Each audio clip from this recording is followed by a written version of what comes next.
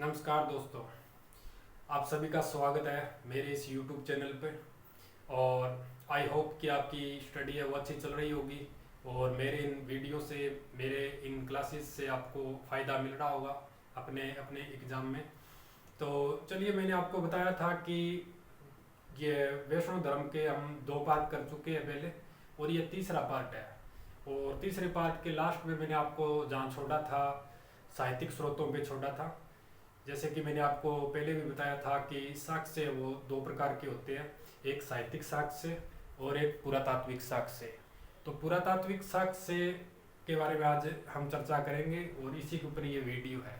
और साहित्यिक जो साक्ष्य है उसके बारे में मैंने आपको पहले भी ब्रीफ कर दिया है। तो ये तीसरी सीरीज है, सॉरी सीरीज की तीसरा पार्ट है, क्लास तीसरा वीडियो है ये। तो चलिए शुरू करते हैं। और चैनल को प्लीज़ सब्सक्राइब करें और बेल आइकन है उसको प्रेस करें। बस इतना ही कहना चाहूँगा और चलिए शुरुआत करते हैं। देखिए दोस्तों, वैष्णव धर्म का ये पार्ट नंबर 3 है, 2 वीडियो जैसे पहले आ गए हैं जो मैंने आपको बताया था। अब हम शुरू करते हैं। ये पुरातात्विक साक्ष्य है। कौन से साक्ष्य है? पुरातात्विक साक्ष्य।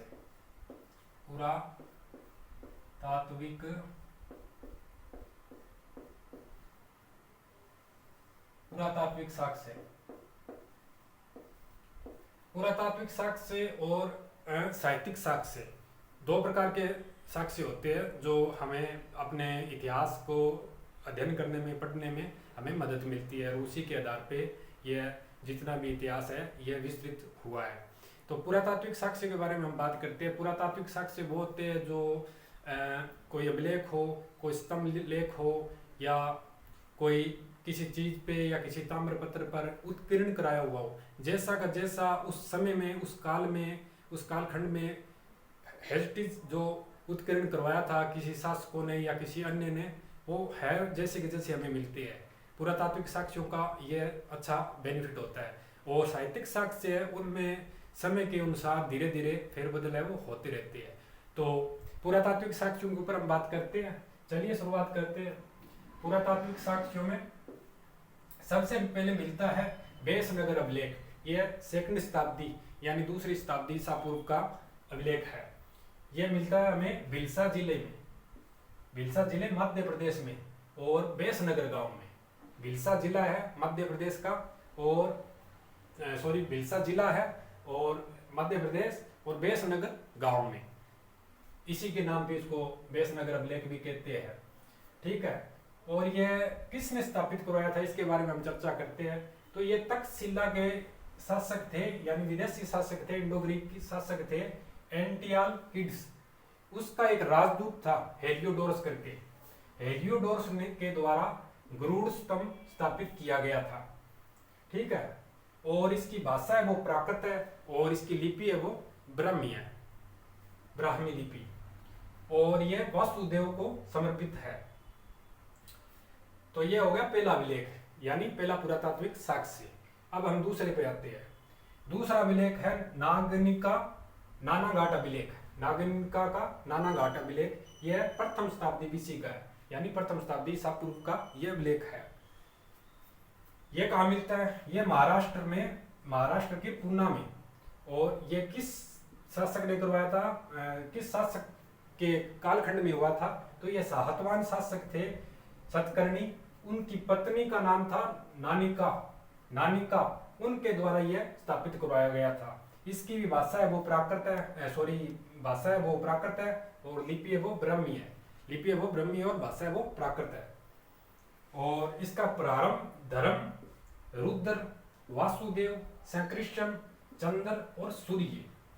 दोबारा सुनिए, धर्म, रुद्र, वासुदेव, संकृष्ण, चंद्र और सूर्य के साथ साथ 4 दिक्पाल। 4 दिक्पाल मतलब 4 दिशाओं के स्वामी। दिक्पाल, दिक्पाल और दिक्पाल किसके लिए आता है? दिशाओं के लिए आता है। और जिसका पाल आगे जो शब्द आता है वो उसका स्वामी, मतलब 4 दिशाओं के स्वामी।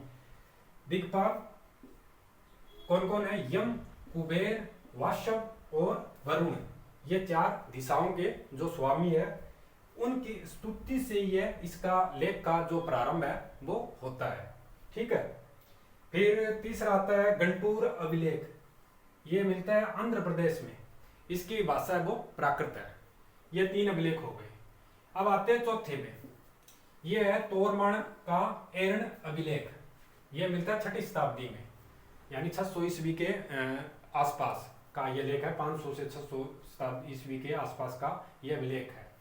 तोरमण एक हुण शासक था जिसने भारत पे आक्रमण किया था और कुछ समय के लिए उन्होंने शासन भी किया था, तो उसी के समय में यह अभिलेख है वो स्थापित करवाया गया था।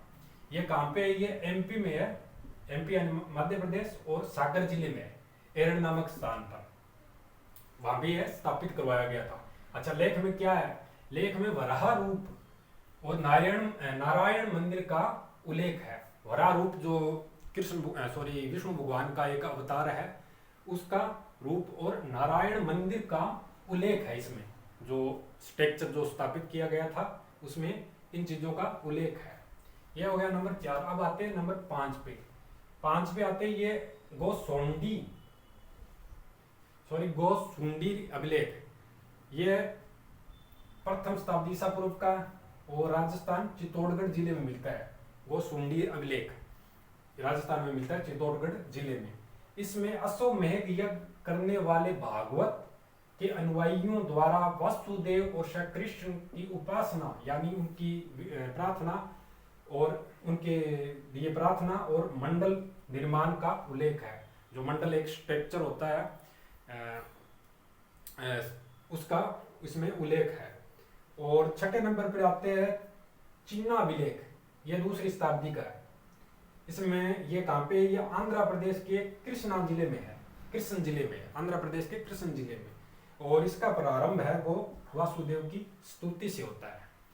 तो ये मोटा मोटी 6 अभिलेख है मैं आपके सामने प्रेजेंट किए मैंने, जो वैष्णव भागवत धर्म के ऊपर जो पुरातात्विक साक्ष्यों में हमें मिलते हैं। ये 6 अभिलेख मैंने आपके सामने रखे हैं। तो आशा करता हूँ कि आपको कुछ बेनिफिट हुआ होगा और वीडियो अच्छा लगा होगा, तो प्लीज़ वीडियो को शेयर करें, लाइक करें और चैनल को सब्सक्राइब करें। Thank you for watching. धन्यवाद।